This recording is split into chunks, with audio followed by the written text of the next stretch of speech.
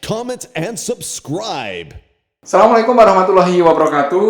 Selamat sore Sobat Rida dimanapun Anda berada.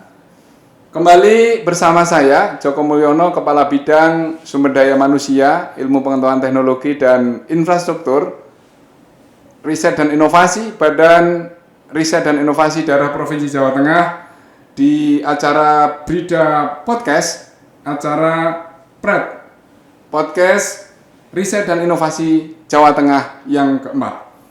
Selamat datang di Brida, salam inovasi. Episode kali ini kita akan membahas pengembangan desa Kesongo berbasis riset sebagai laboratorium mini penyelenggaraan pemerintahan di Indonesia. Telah hadir narasumber pada hari ini Bapak Dr. Andes Teguh Yuwono, MPol Admin. Beliau adalah Dekan Fakultas Ilmu Sosial dan Ilmu Politik Universitas Diponegoro Semarang. Selamat sore Pak Teguh. Selamat sore Mas Joko. Keren sekali ini. Terima kasih. Sehat Pak? Alhamdulillah lancar. Luar biasa ini di tengah kesibukannya. Terima kasih sudah menyempatkan diri untuk membersamai kami untuk berbincang-bincang pada sore hari ini tentang desa riset Pak Teguh. Terima kasih. Salah satu tema yang menarik ini yang akan kita kaji secara mendalam. Ya, terima kasih Pak. Jadi ini harapannya nanti akan menjadi betul-betul menginspirasi bagi pembangunan desa di Indonesia. Kemudian narasumber kita yang kedua adalah Bapak Supriyadi SPD.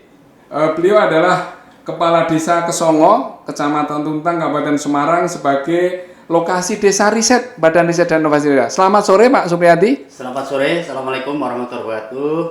Selamat bertemu lagi Pak Joko. Ya, terima kasih Pak Teguh. Sebelumnya kami juga perlu sampaikan bahwa Badan Riset dan Inovasi Daerah Provinsi Jawa Tengah adalah sebagai OPD baru, meskipun tidak baru-baru amat juga, karena sebelumnya sudah ada namanya lembaga Litbang. Jadi Badan Penelitian dan Pengembangan yang kala itu, karena dengan terbitnya regulasi baru berupa Peraturan Presiden Nomor 78 Tahun 2021, harus membentuk namanya Badan Riset dan Inovasi Nasional di tingkat pusat, dan di tingkat daerah membentuk namanya Badan Riset dan Inovasi Daerah. Dan alhamdulillah Provinsi Jawa Tengah merupakan salah satu provinsi yang pertama membentuk Badan Riset dan Inovasi Daerah sebagai komitmen pimpinan di daerah di dalam mengembangkan riset.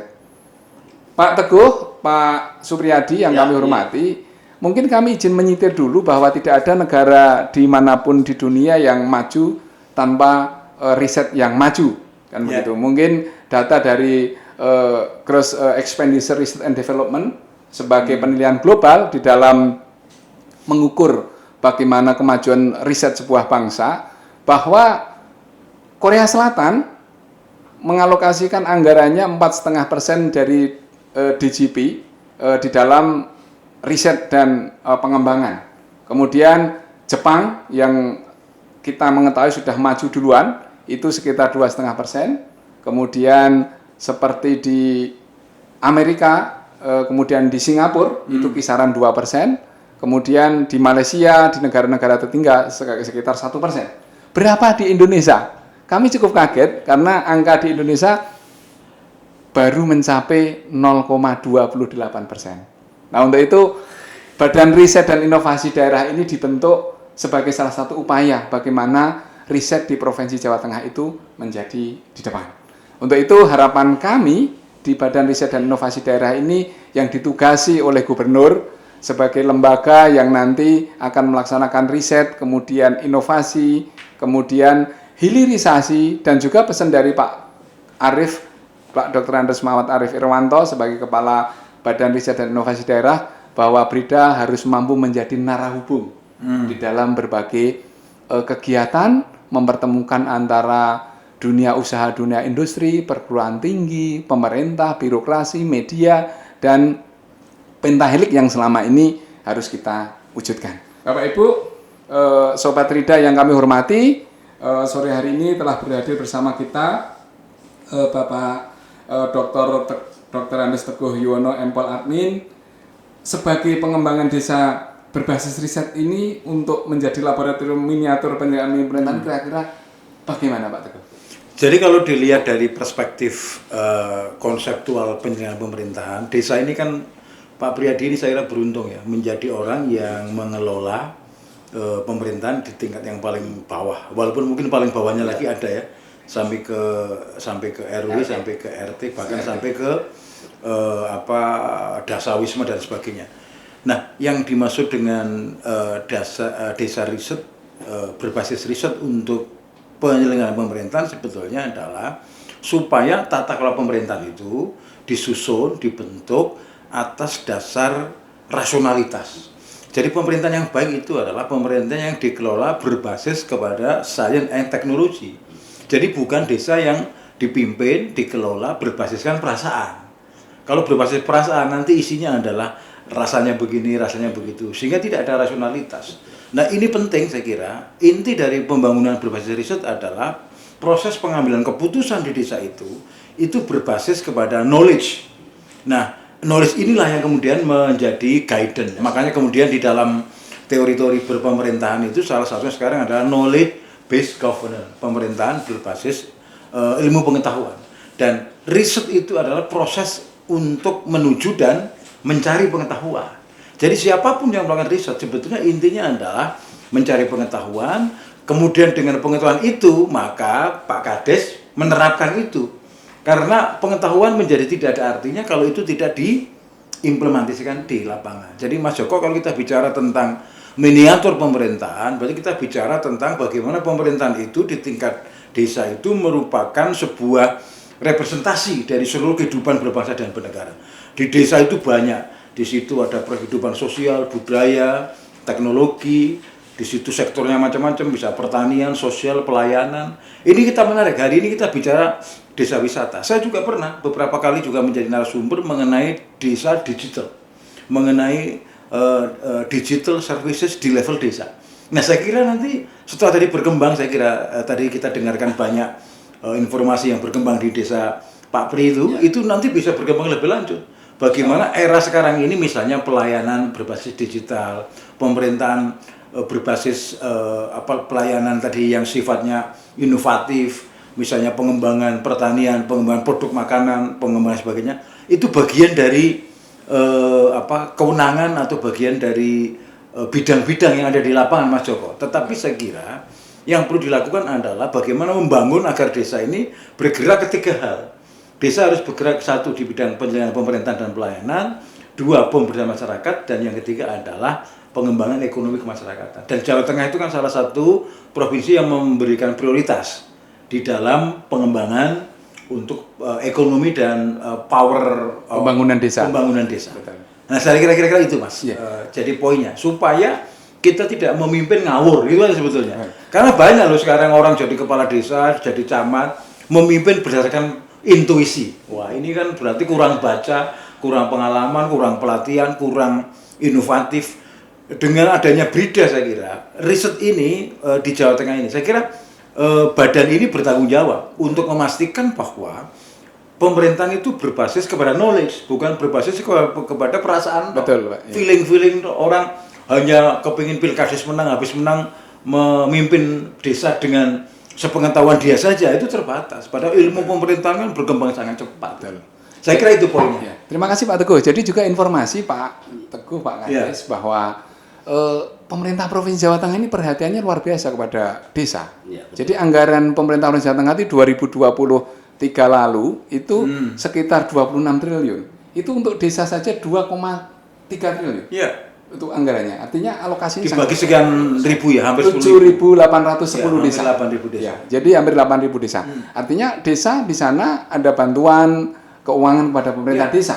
Dan itu mungkin satu-satunya provinsi yang paling besar perhatian terhadap dan itu sifatnya adalah stimulus karena sebetulnya ekonomi sesungguhnya itu kan ekonomi masyarakat. Betul. Jumlahnya berapapun yang namanya bantuan itu kan akan berakhir. Betul. Bantuan kan nggak mungkin sustain setiap saat, apalagi kalau ada krismon, ada perubahan-perubahan kebijakan, pergantian kepemimpinan, pergantian orang itu bisa berubah kebijakan. Tetapi di desa itu harus inisiatif. Makanya bantuan harus dipahami sebagai upaya untuk merangsang ekonomi desa. Pun sama di level kabupaten kota pun begitu. Karena kalau kita mau jujur sebetulnya teori kabupaten kita juga sangat rentan ya terhadap proses bantuan pemerintah supaya bisa eksis, bisa mandiri, bisa bagus, itu salah satunya itu Mas Joko. Ya, Terima kasih Pak Teguh. Jadi di awal ini sudah ada pemahaman pencerahan dari akademisi. Kemudian Sobat Rida di mana semuanya berada. Sekarang kita ke Pak Kepala Desa, Pak Supriyadi. Ini beliau luar biasa. Pak Guru dulu kan begitu. Dan sekarang mau mengabdikan diri menjadi Kepala Desa. Berarti dulu ikut Pilkades ya? Ikut Pilkades. Ya, beliau Pilkades. Jadi 2018. nah, ini luar biasa komitmennya Pak Kepala Desa ini memimpin Desa Kesongo. Monggo Pak Kepala Desa, kami diinformasikan kita sekalian, diinformasikan profil Desa Kesongo dulu Pak. Desa Kesongo itu bagian dari salah satu desa di wilayah Kecamatan Tentang. Ada 16 desa di sana, salah satunya Desa Kesongo. Secara geografisnya Kabupaten Semarang nih, Desa Semarang, Kecamatan Tentang, Kabupaten Semarang di Provinsi Jawa Tengah. Kalau letak geografisnya itu sangat strategis Pak. Jadi berbatasan dengan Kota Salatiga, exit tol kemudian sedikit, Rawa Pening, kemudian di perbukitan. Desanya Lopait itu berbatasan dengan desa kami. Luar biasa. Kemudian jumlah penduduknya ini sekitar 8.300 yang 8.300. kalau pemilihan itu pilih DPT-nya itu sekitar 5.880 sekian gitu ya. Lalu sebagian besar diantaranya ini wira swasta, pedagang yang paling banyak. Pedagang ya? Iya, kemudian nomor 2 ini yang bekerja di pabrik-pabrik, karyawan. Baru yang nomor 3 itu ke petani, nelayan, dan seterusnya pegawai. Kemudian bagaimana ceritanya sehingga menjadi desa berbasis riset ini, ceritanya bagaimana? Oke, ya tadi terpilihnya kami menjadi kepala desa ini terus terang karena itu merupakan kepercayaan dari masyarakat. Ya memang berat itu ya. Berat. Nah, ini apalagi menjadi desa riset yang temanya kalau tidak salah laboratorium miniatur penyelenggaraan pemerintahan di Indonesia. Ya. Ini bagi kami menarik, menantang, tapi berat juga. Ya. Jadi awal terpilihnya kami menjadi desa berbasis riset ini tahun 2023 kita jadi lokus untuk riset namanya Minapadi Apung ya. Ini karena dilatar belakangi Rawa Pening, lahan-lahan yang rawa di tepi Rawa Pening itu tidak banyak, sering tergenang. betul, tidak sehingga dimanfaatkan ya. Kurang produktif. Yeah. Maka diinisiasi bagaimana kalau misalnya lahan yang tergenang itu tetap bisa ditanami padi dengan cara padi apung. Ini oleh BRIN dan didukung oleh BRIDA. Yeah. Nah, sepertinya itu cukup berhasil. Memang ada kendala di akhir, terutama hama burung karena tanamnya nggak bareng gitu, seribu burung. Tapi dipandang cukup berhasil, dilihat dari perkembangan padinya dan seterusnya itu cukup bagus. Dan ikan-ikannya ya. Ya, dan hampir tidak ada perbedaan dengan yang ditanam di sawah gitu. Betul. Itu maka rupanya ini BRIDA tertarik untuk mengembangkan Desa Kesongo ini menjadi desa berbasis riset. Terus kita lakukan sosialisasi, konsolidasi, koordinasi dan seterusnya. Dan kami menyatakan siap. Oke. Kemudian respon masyarakat bagaimana Pak pada saat itu? Respon masyarakat ya biasa-biasa saja. Biasa-biasa saja ya. Artinya kan kita memang sulit untuk meyakinkan masyarakat melakukan perubahan-perubahan itu yang paling sulit kan. Tidak mudah ya. Tidak mudah sehingga kita perlu memang banyak melakukan sosialisasi, koordinasi dan seterusnya itu pun masih sulit itu. Makanya akhirnya saya hanya butuh 10 orang saja. Satu di internal pemerintahan desa dulu, yakin bahwa ini nanti akan berhasil mengangkat kesejahteraan warga desa Kesongo. Cuma itu berat, karena kalau hanya lewat sosialisasi macam-macam gitu rapat itu tidak cukup. Kita harus perlu membuat bukti untuk meyakinkan kita. Tidak butuh banyak-banyak dulu kan gitu. Beberapa orang saja ya katakanlah tadi 10 yang mau bergerak. Semua yang betul-betul mau bergerak, mau memiliki integritas yang tinggi. Yang kami butuhkan kan itu aja. Integritas, kerja keras. Ya, kerja keras tanpa mikir nanti saya dapat apa berapa. Yang penting saya mau bekerja. Yang nanti dulu. Pokoknya kita pikir nanti. Dan akhirnya dapat alhamdulillah. Oke, terima kasih Pak Kepala Desa. Ini tadi ungkapan beliau yang sudah beliau laksanakan bahwa untuk membuat sebuah perubahan itu tidak mudah dan tentunya belum tentu semua orang mau. Artinya hanya butuh beberapa orang dulu sebagai pionir. Oke, kembali kepada Pak Teguh, Pak Dekan Visip Undip. Pak Teguh, clean governance and good government, Pak Teguh. Kira-kira bisa enggak mewujudkan itu dimulai dari desa, Pak? Mulai desa berbasis riset ini. Kira-kira bagaimana, Pak Teguh? Ya, sebetulnya konsep good governance, clean governance cuma 4 sebetulnya, Pak. Yang pertama adalah partisipasi, yang kedua akuntabilitas, yang ketiga integritas, dan yang keempat itu adalah proses itu dibangun secara sistemik gotong royong. Nah, ini saya kira good governance itu diawali dari proses menuju kepemimpinan, seleksi kepemimpinan yang bersih. Kalau ini bersih, kemudian semua menginginkan dengan baik, semua meyakini dengan baik, efeknya apa Mas Joko? Efeknya ringan. Nah ini saya kira menarik. Jadi kalau tadi Mas Joko bertanya, apakah good governance bisa dimulai dari desa? Jawabannya bisa, tetapi apa yang dibangun? Yang dibangun adalah karakternya. Makanya lagunya kan lagu kita, lagu kebanggaan kita. Kan bangunlah jiwanya, bangunlah badannya. Jiwa dulu ya, Jiwa Pak? dulu. Jadi saya juga sama di fakultas nanti kalau sempat main ke FISIP. Apa yang kita lakukan juga seperti itu. Jadi kita akan melakukan proses pembangunan, proses kemajuan secara memberi contoh. Jadi tidak perlu risau dengan 8.000 kemudian jangan mengatakan 8.000 kok kita orang happy semua. Saya kira itu tidak penting. Yang penting adalah Pak Kades mencoba merupakan perubahan dan nanti perubahan apa hasilnya. Nah publik mau melihat outputnya itu Mas Joko. Output based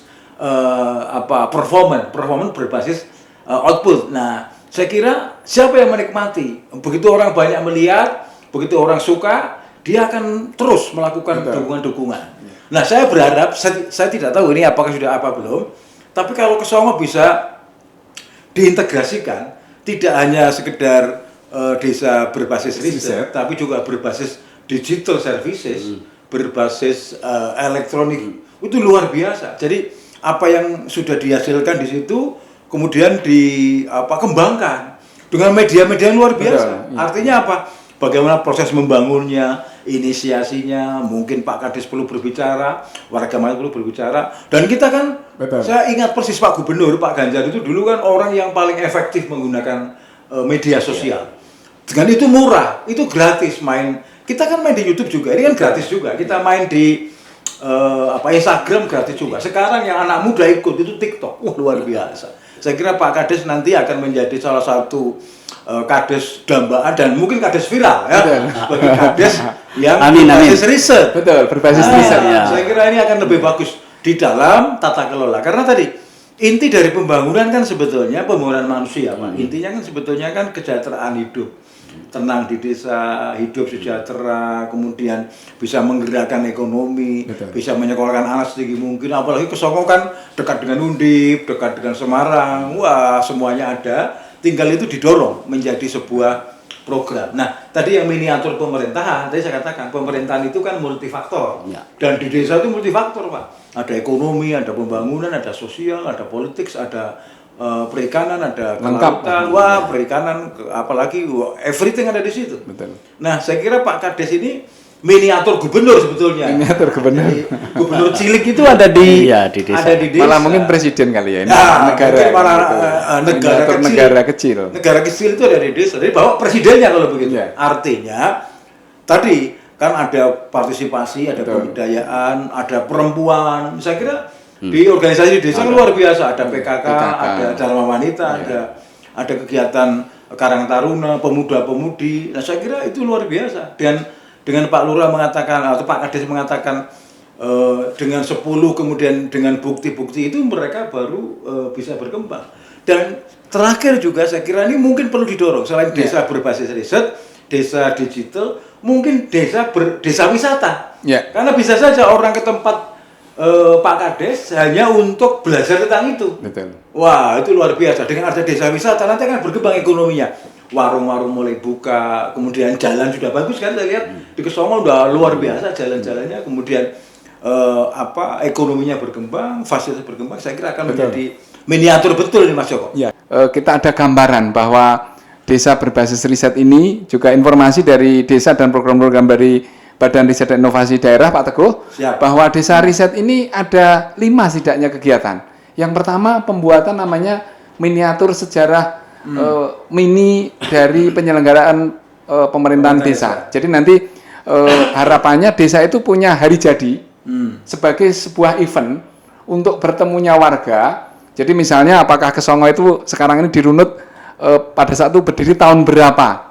Kemudian Hari lahir ya. hari lahir, punya hari lahir. Ya. Jadi dan punya miniatur museum mini dalam penyelenggaraan pemerintahan desa. Jadi sejarah penyelenggaraan pemerintahan desa itu akan direkod dari desa itu lahir siapa kepala desa yang pertama sampai dengan saat ini berproses. Kemudian yang kedua itu ada namanya penyelenggaraan pemerintahan yang clean and good government tadi. Yang tadi bahwa ada komitmen bagaimana pemilihan kepala desa itu tidak pragmatis.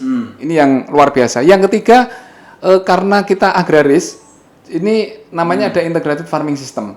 Kan itu. Kemudian yang keempat itu ekonomi sirkuler dan ekonomi kreatif. Ini pengelolaan sampah sudah dikerjakan.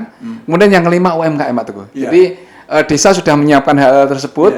Tinggal ini saya tanya kepada Pak Kepala Desa ini. Kira-kira kendalanya apa Pak Kades ketika ingin mewujudkan desa berbasis riset dengan 5 bidang tadi Pak Kades? Oke, sebelum kita ke kendala, saya izin menanggapi Oh ya, monggo. saran masukan Pak Dekan. Betul. Jadi betul Pak Dekan. Jadi kami mencoba untuk mengembangkan desa ini berbasis knowledge gitu, berbasis pengetahuan. Jadi tidak karangan gitu. Betul. Sehingga ketika ada tawaran kita dijadikan lokus desa riset, langsung kita sambut dengan hangat gitu. Iya.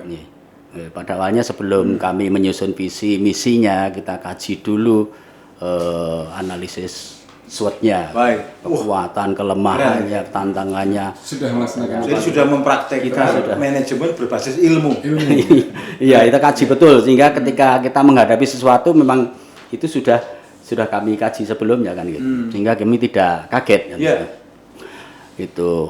Kemudian untuk desa riset itu sendiri dari 5 program tersebut kita sudah mencoba merintis ke 5-5-nya. Jadi yang pertama sejarah desa, kita sudah berkomunikasi dengan narasumber sesepuh ya. Pak Yai dan seterusnya, budayawan, kita sudah komunikasi dan kita sudah kumpulkan datanya, cuma harinya yang belum ketemu. Ceritanya baik secara legenda itu kita sudah dapat, kemudian cerita secara kesejarahan ini juga sudah dapat karena kebetulan di desa kami ada situs-situs Ada situs Kesongo. Ya, yang merujuk nanti lahirnya desa Kesongo itu kapan. Iya. Dan kita meskipun belum ketemu hari lahir atau hari jadinya desa Kesongo, tiap tahun kita sudah menyelenggarakan kegiatan yang mirip-mirip untuk peringatan hari jadi lah. Tinggal melegitimasi saja ya.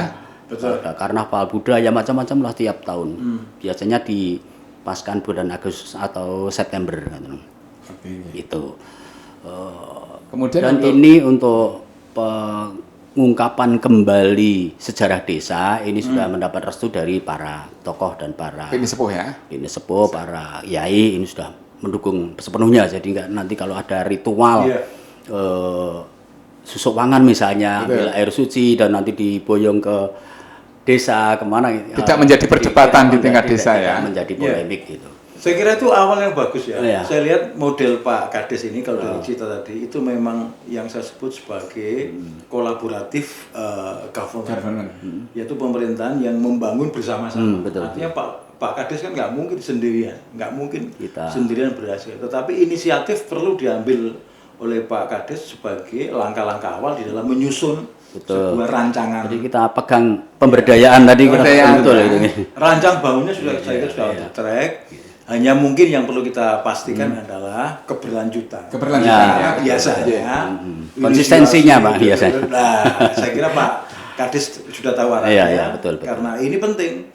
Karena levelnya kan level pemerintahan di desa kan level Kades kan paling tinggi, ada apa perangkat di desa, Perangkat desa, masyarakat, ada BPD, Lah, itu saya ada kira lembaga desa. perlu dilakukan prosesnya. Saya berharap mekanisme pemerintahan itu berjalan secara secara normal. Jadi tidak kemudian ujuk-ujuk begitu, tetapi semua dilibatkan, Ada semua tahapan, diajak bicara, ada tahapan. ada partisipasi. Soal keputusan nanti biasa Pak, di dalam kehidupan sosial politik itu keputusan itu kan tidak semuanya menerima 100%, betul, itu biasa. betul. Mesti ada yang kurang, apalagi semakin banyak orang maka semakin banyak keputusan Perbedaan. yang mungkin melebar. Tetapi yang penting komitmen dan konsisten dengan tujuan.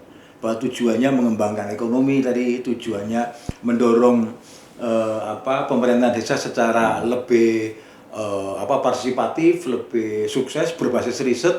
Berarti kan budaya riset harus dikembangkan di masyarakat, Betul. Pak. Tidak hanya di perangkat. Budaya riset itu apa?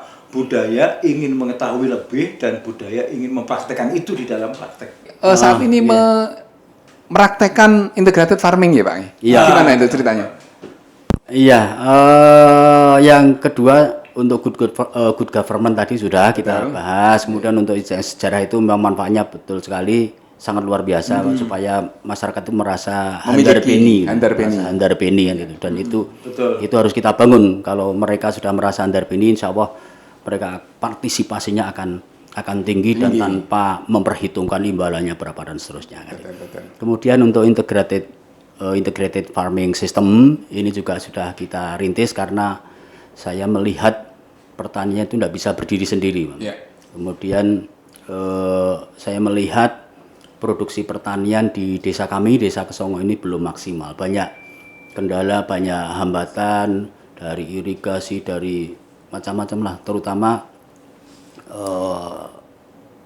sulit tersentuh inovasi. Nah, ini yang sulit tersentuh inovasi. Ya, sulit tersentuh. Sulit inovasi. berubah juga ya? Sulit berubah sehingga kebanyakan mereka jalan secara konvensional gitu. Oke. Nah, bulan April enggak salah tanggal 27 April itu. 27 April. Ya, kita bersama-sama BRIN berkunjung ke PKM Ya, ke Pendawa Kencana Multifarm yang di bawah koordinasi Pak Prof Gembong ya. Ya.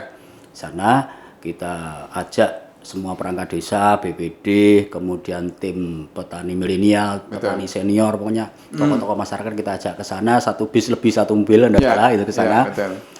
Dan pulang dari sana mereka bersemangat. Oke. Mereka Dan bersemangat. mempraktekkan hasilnya. Iya, mempraktekkan karena langsung. memang sangat menarik gitu nggih. Dan dibutuhkan ya Pak ya? Dibutuhkan. Cuma kan sekali lagi membangun kepercayaan petani-petani yang lain yang senior yang sudah Itu terbiasa tidak mudah, konvensional itu sulit kan. Kita memang harus memberi contoh dulu. Jadi keteladanan mencoba harus berani. Iya. Maka agar lebih yakin gitu untuk mendapat pengetahuan yang lebih banyak gitu. Kita kirim lagi, Pak, 10 apa berarti? 10 orang untuk pelatihan.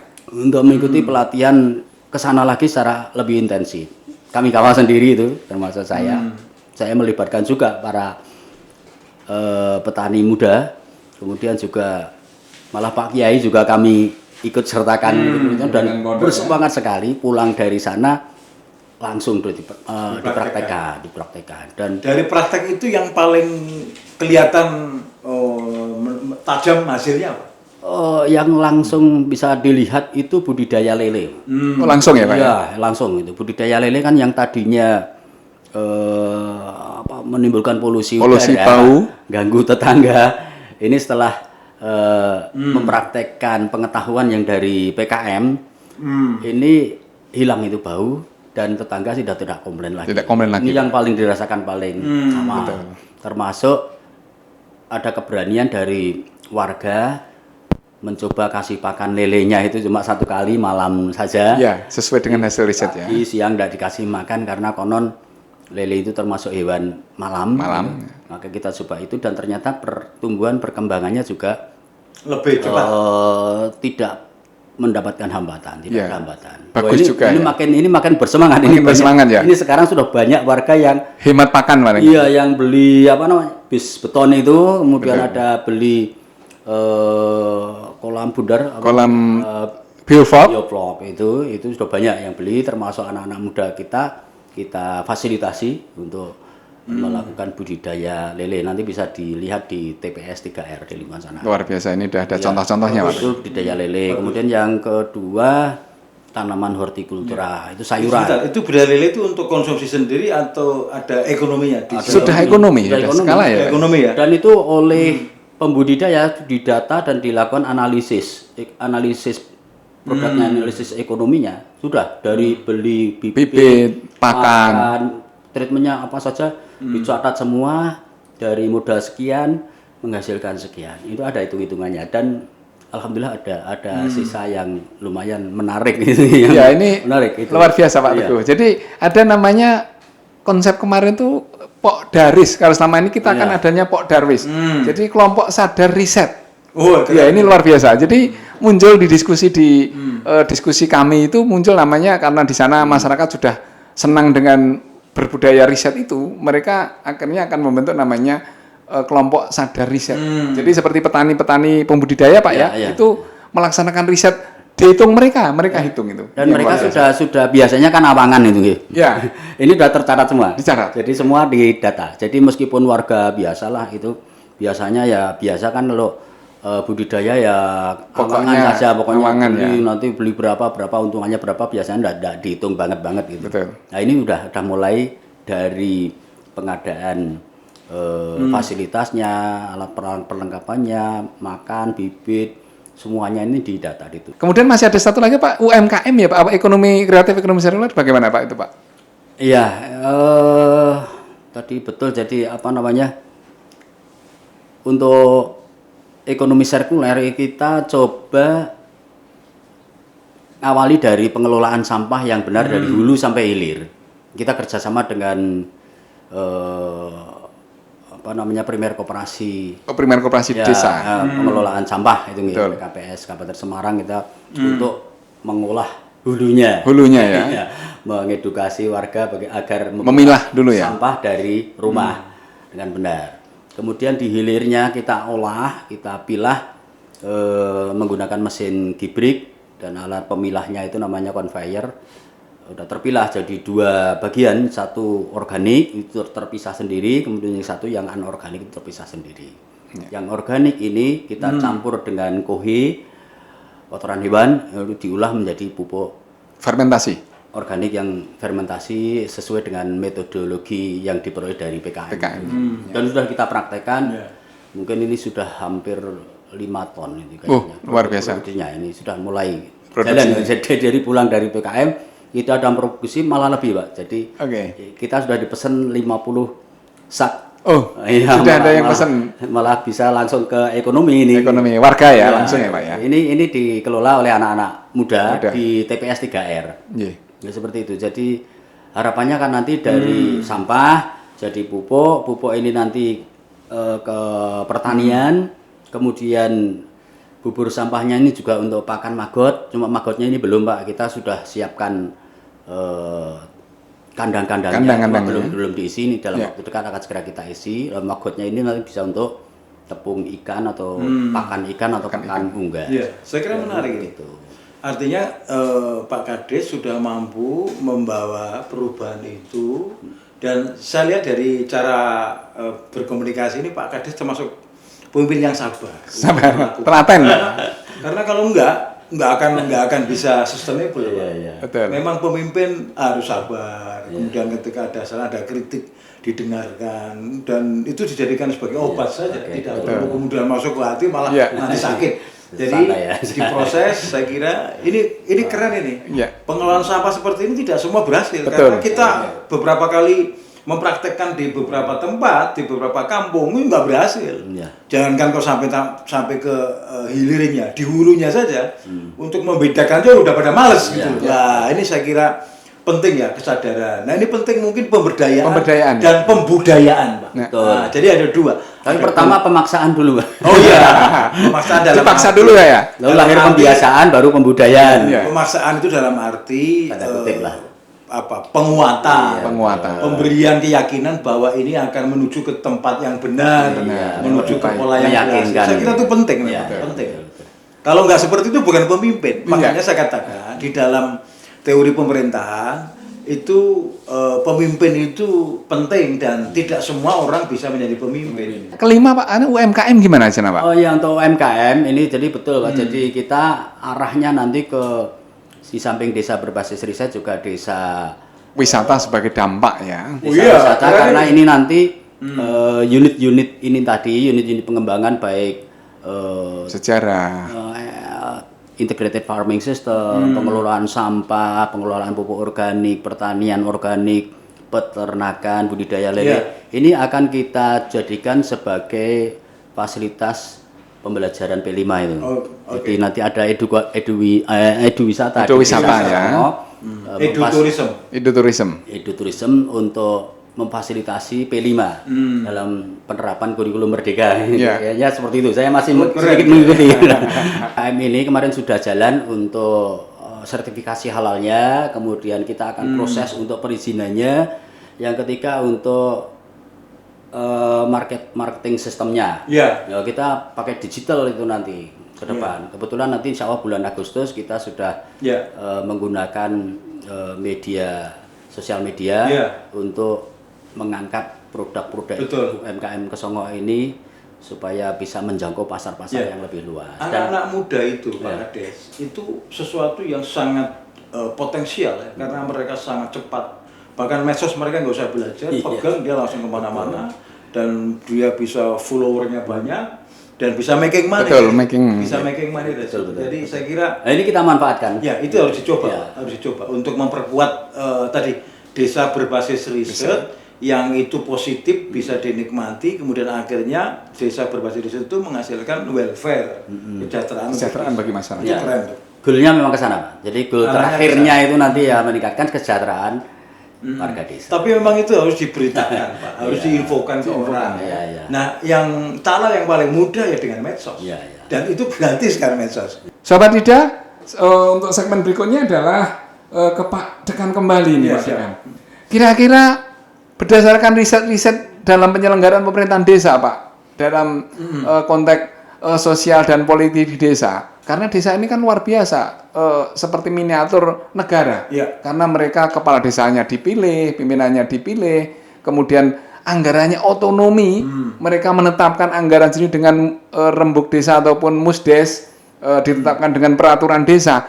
Ini dengan semangat dari desa yang seperti Kesongo tadi, kira-kira apa Pak dukungan yang bisa kita dorong secara akademik kepada mereka, Pak? Kalau dilihat dari perspektif kita, yang paling penting adalah mendorong bagaimana yang dilakukan di desa itu bisa kita spreading out, bisa kita perluas. Nah, apa yang bisa dilakukan di kampus adalah kita akan siapkan dalam waktu yang sangat cepat nanti, mungkin melakukan kolaborasi Desa Kesongo ini, supaya ini bisa menjadi semacam pilot project yang sudah dilakukan di Brida ini. Jadi nanti kita kampus dengan Brida, dengan pemerintah kota, pemerintah kabupaten, dengan desa. Saya kira kita bisa tadi yang kita bilang tidak hanya 3 atau 2 pihak, tapi kita bisa 4-5 pihak.